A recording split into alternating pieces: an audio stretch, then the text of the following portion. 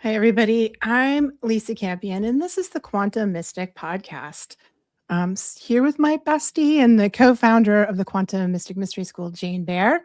And today we're going to talk about something real. I mean, I say that today, but honestly, that's what we do every time. And this time, we're really going somewhere that doesn't get talked a lot about enough in spiritual communities, and it's really time to talk about it. We're talking about toxic positivity and the cost of that. In fact, when we posted the topic for this, I got a couple of emails from listeners who are like, "Thank you for bringing up this subject because it needs to get talked about." And you know what I mean, toxic positivity. It's sort of like we feel it is that pressure to keep our vibe high, to sort of slap a sticker of gratitude on top of our grief. We're called to like trust the process, putting that in air quotes. Trust the process when really maybe what we need is permission to fall apart for just a little minute, or kind of smiling through and saying everything's fine when it's really absolutely not fine. And here's the thing we want to name up front: toxic positivity is spiritual bypassing dressed up in good intentions. And maybe it rises from the fear of sitting with what's uncomfortable. Our emotions, other people's emotions. We really, sometimes if we can't hold space for it inside of ourselves, we really can't hold space for it in other people. And we kind of rush past the pain to try and get back into the light. And when that happens, we don't really heal. We just kind of bury things. We sort of sweep them under the rug, which of course is the absolute opposite to what real healing is. So that's what we're going to talk about today. We're going there. We're going to explore what toxic positivity actually is, why it runs so rampant in spiritual communities. We're going to talk about the difference between genuine optimism and emotional avoidance. How love and light can sometimes become a way to silence ourselves and other people, and why our shadow emotions aren't the problem. They're actually the doorway into our next level of soul's growth. And this leads us all to what it really looks like to hold space for the full spectrum of your human experience and other people's too. So if you've ever been told to just stay positive when you're struggling, if you've ever felt like you couldn't be honest about your pain in spaces that only celebrate the light, this conversation is for you. We're allowed to feel it all, man, and that's what we're going to do. So join us in the conversation and let's get to it. Yeah, Thanks. thank you. Yeah. Like this What do is you such think about that, Jane? it's such a big one that you and I talk about all the time, right? And even just in like our casual, like when we're hanging out, this is a topic that we cover because we see it so often. And I just want to shout out everybody who's listening live. If you are, let us know, drop us a note, say hi. How are you doing? Are you snowed in? Are you in a warm place? Let us know. And how this lands for you, and if you've experienced this in your own life and spiritual journey. Um, and I was really lucky. Um, 2 decades ago, I was living in Southern California, and it was the mecca of yoga. And like some of the greatest teachers of all time were teaching in Venice and Santa Monica. And it was really great work that was being done. It was like true yoga, right? But it spawned this, like I said, this mecca of yogis who were there more for the glamour than the teaching of yoga. And so I saw over truly decades of people come out of classes disembodied and staying in that love and light place, um, and in the same breath speaking the speak, but then road raging on somebody. And I was like, it was such a fascinating thing to experience and watch. I'm like, how are these two living in the same body, Mm, and I think, spiritual spaces are not often a safe place for truth. They're more safe for composure. They're safe for looking healed. They're safe for being palatable. But they're not always like safe for getting really real. And I think that that's sort of what happened over the last however, long, is that like spirituality became more of a performance, uh, Mm. than, you know, and another way to sort of avoid like the raw, inconvenient, messy parts of being human. Um, and and so what happens is over time we shut stuff down. It's like we shut down anger and grief and fear and rage and confusion, um, instead of we shut them down instead of like managing them, and we cover them up with like Mhm. light. So it's a big topic, and I think everybody's experienced this. Absolutely. Hi, Badra. Badra Singh. Hi from Hi, it's nice to see Badra. you, honey. Glad you're here. Yeah, and you think so? I think it's kind of tricky. Like, I mean, I'm the person that used to cry in yoga class. Like, I'd go to yoga class and I'd be like, "Wah," Yeah, and I've had some yoga so teachers that good. were down for that, and I've had Yeah. other yoga teachers who were like, "Stop doing that right now." Um, and it and it's just I was just like, "Isn't that the point of yoga? Like, isn't it like we're supposed to like, move the stuff out of our body?" And of course, it's not just yoga communities; it's Reiki No. community too, and Yeah. all of them. And I think sometimes like our egoic self just like grabs on to the structure, the language, the like, ooh, the specialness of it's kind of a little tasty little treat for the ego. And then we put it on like we're wearing an outfit, but we're not really embodying it. And that's hard. It's hard to deeply embody it. And it's not a I mean, I was guilty of that in my younger days too, of kind of not knowing how to do the real work. And maybe we have to start with, you know, practicing it before we understand the depth of it. Maybe we all start there. I know that I did. But I think the invitation inside spirituality is always to go to the next, to the real, to the Mhm. next level. And we have to be careful because we're not always in groups where that's okay. Yes. Yeah, exactly. And so finding the groups or, having your teams, as we talk about in the mystery school, is having the your healer or counselor or therapist or whoever, so that you can go to those places, um, and I think even within those spaces, we're trained to have this positivity that, um, it's like toxic positivity isn't optimism. It's like an avoidance dressed up as like enlightenment. It's like Mhm. that belief that if you think the right thoughts and you feel the right feelings and you stay spiritually clean, quote unquote clean, then you won't have to face any part of yourself that still hurts. But like you said, that's not healing. That's like containment. And it's not really great containment because it ends up spurting out. Like I said, it's like in the road rage example, it's Mm. that jelly donut that A happens. jelly donut, yes. Your jelly Squeeze donut the theory. squeeze the donut. Jelly's coming out somewhere. Yeah. And as we know, as we talk about and kind of preach up on our soapbox, is that real spirituality is not about staying above your humanity. It's about being present inside your humanity, because your Mm. anger isn't the problem, grief isn't the problem, and sadness, honestly, sadness, grief, anger aren't low frequencies. They're just information. It's intelligence, it's energy that's moving. Because emotion, I love this saying, emotion is energy in motion. Right.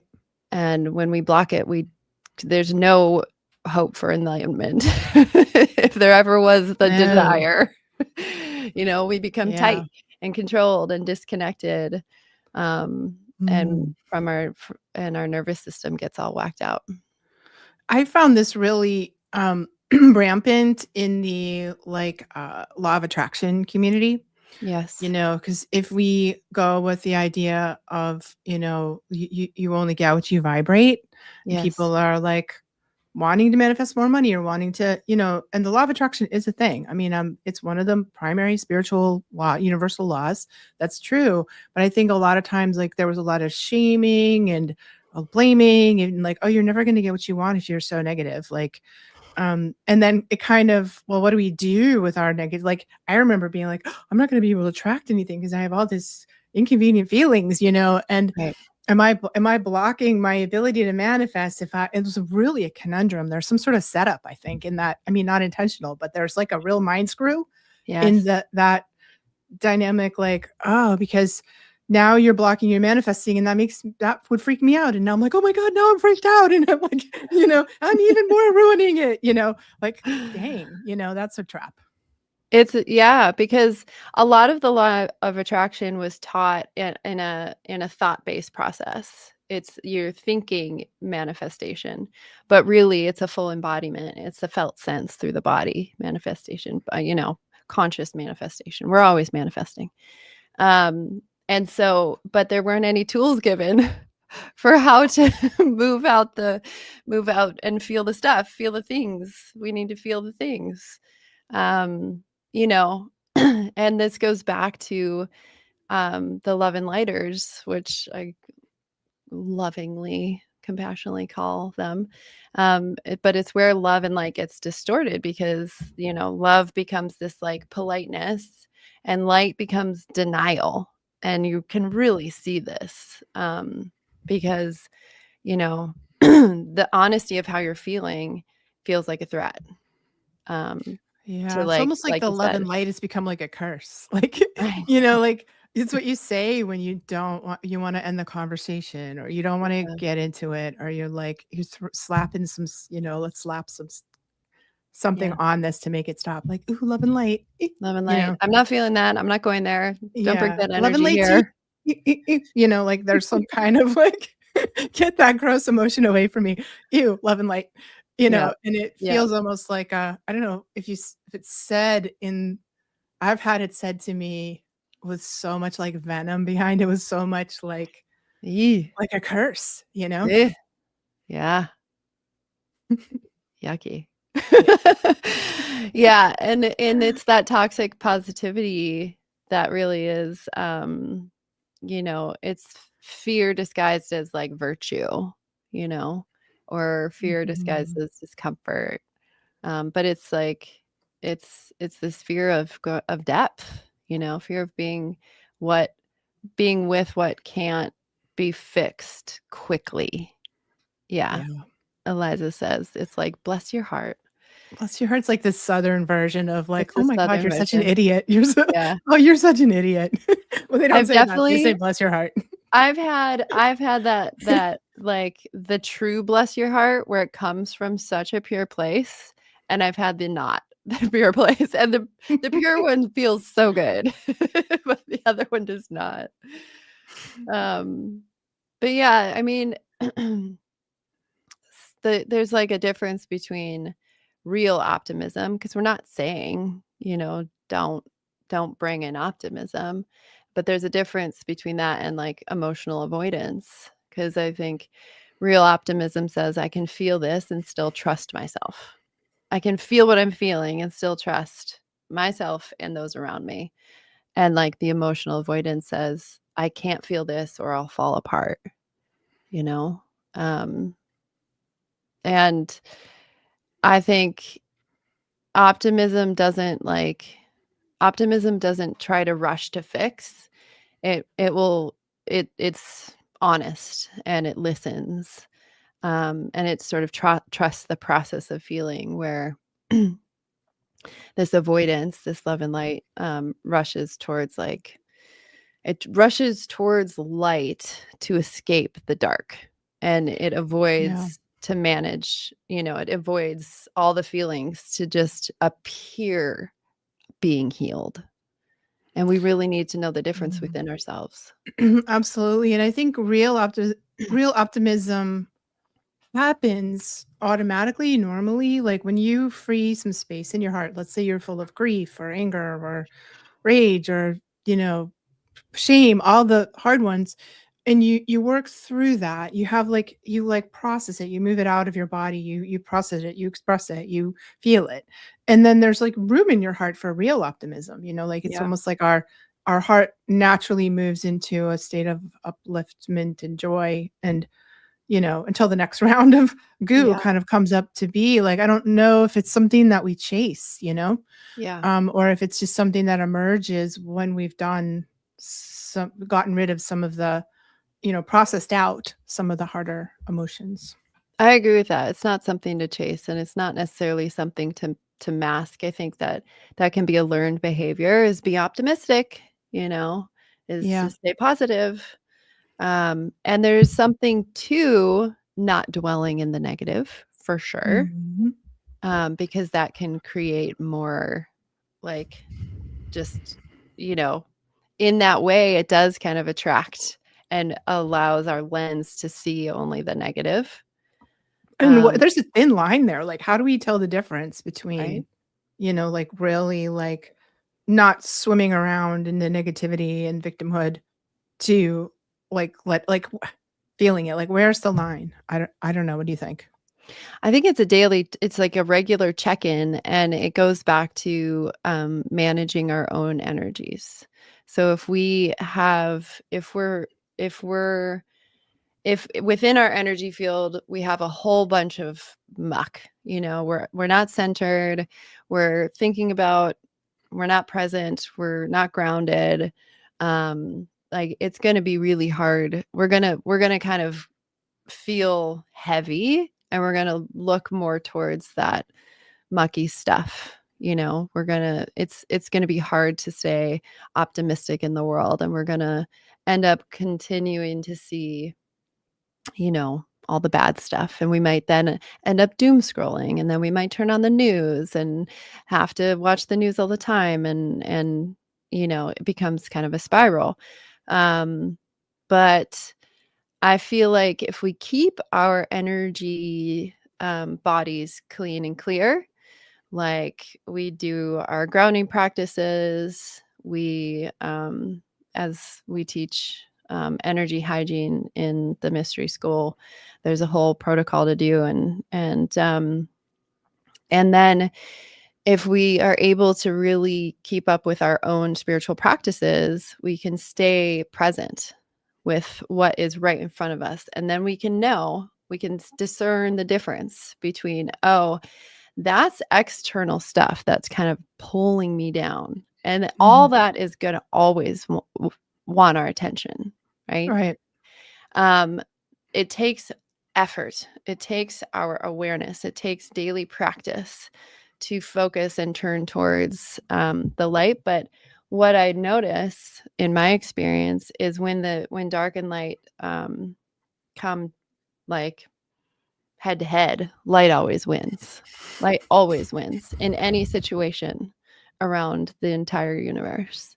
Um, but sometimes we need to actually focus on that, and like you said, like we said from the beginning of this conversation, we need to feel our feelings, you Mhm. know?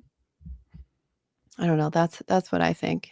It takes that awareness and the spiritual practice to be able to discern the difference between um, focusing on the negative of the world, because really it's often external, I Yeah. think. That's a Um, it's a really good time to practice that because it is. the news is like every single day, I look at it. Yeah. And I think it's, for me, like a really moment by moment, like like a practice of feeling compassion, sort of prayer, compassion, like for me, compassion is like feeling somebody else's pain and empathizing with it without getting lost in it. you Yes. know and feeling that way for myself too, which is actually harder for me because I have to get lost in my own pain.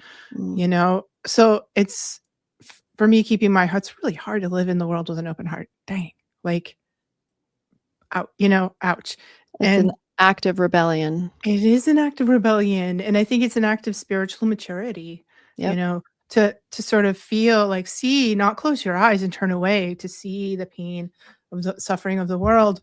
And for me, it could be the person in front of me in a client session, or what's on the news, Yep. all of it, what's going on inside with my children, my own family and their struggles, to stay engaged, connected in that heart of compassion without getting lost in it, without losing my grounding, without Yeah. popping out of my body and becoming, dissociating. And it's like, oh, it was with each breath almost, Yep. with each breath, like, okay, I'm doing it. Ooh, okay, I'm doing it. All right, I'm doing it until Yep. I'm like, okay, I gotta just go walk the dog on the beach now, or I just gotta like, I need to like attend to myself. And it's, I think that's sort of the balance between the light and the dark, I think at least for me.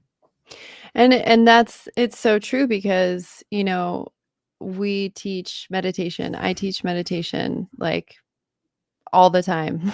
That it's the number one spiritual practice that we can do for ourselves. And ultimately, the more we practice the over, days, weeks, months, years, we take our meditation off the mat, off the cushion into the world. We take it into every breath, every conversation, every Yeah. interaction, every time we're in the car, every time we get out of the car. Meditation doesn't stop. And so that's what I feel like that's what you're explaining is it's in every breath. Yeah. And so it's being present and bringing ourselves back into the present moment with every breath. And Yes. that's when we know that the practice becomes life. And that's what meditation is about, is to get better at life, Hmm. not get better at Beautiful. meditation. Beautifully said, Jane.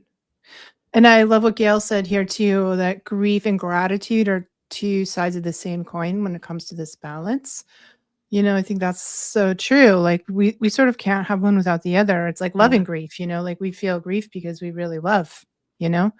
And when we're allowing ourselves sort of the fullness of our experience, and we allow other people the fullness of their experience. And I think that the toxic positivity happens when, we can really only hold space for other people. We can only go with other people where we can go inside ourselves. So if Mhm. we have like big chunks of experience that we weren't allowed to, have, like when let's say you were a kid, you were never allowed to get angry. Rage was impossible, or grief, or whatever it is. Yeah. And you like can't go there. You don't know how to go there. Your family never went there. It's not your fault. It's just like whatever, morphic field of your family that you grew up Yeah. in. And then when somebody else gets mad, you're like, you have sort of short circuits you. It'll like blow your nervous Yeah. system, blow your nervous system up. And then we do what our family did. We're like, stop having that feeling, or like, I'm out of here, or whatever it is. Like, so I think to be like, as healers, and especially if you're a healer, you can only go with your clients where you've been in yourself. You can only hold space for um for other people where you've held space for yourself, which is why shadow work is so important. Shadow work is such an important process for healers to go through, for spiritual seekers, and why it's so important part of this thing, because it's really the shadow. That's what we're talking about. So we always conversation always ends up sort of in Yeah. shadow work, but love, the love and light is just the shadow of spirituality, and it's the shadow, what you can't own, you push into your shadow, and then you can't let anybody else go there either. That's right. And You it's important. Yeah, so well said. And it's so important to say that like light that avoids shadow isn't light. It's fragility. It's like it's a nervous system that's about to explode, Yes. and like you said, the shadow isn't a flaw. It's the place where what we've experienced as truth is stored.